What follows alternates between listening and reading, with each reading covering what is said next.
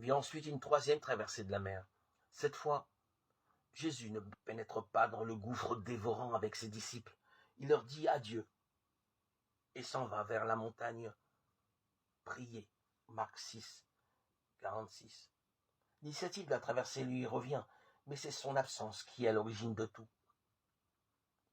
Il oblige ses disciples à monter dans la barque et à le précéder de l'autre côté, vers Bethsaïde, pendant que lui-même renvoie la foule.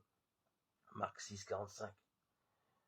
Pour faire vivre une expérience de solitude à laquelle Jésus contraint ainsi, l'évangile de Marc raconte alors une sorte de régression que vivent les disciples dans leur barque.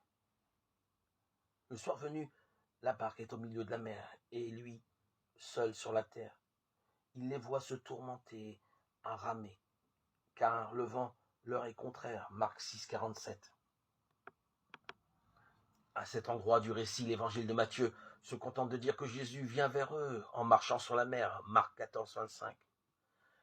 L'évangile de Marc, lui, introduit un détail paradoxal.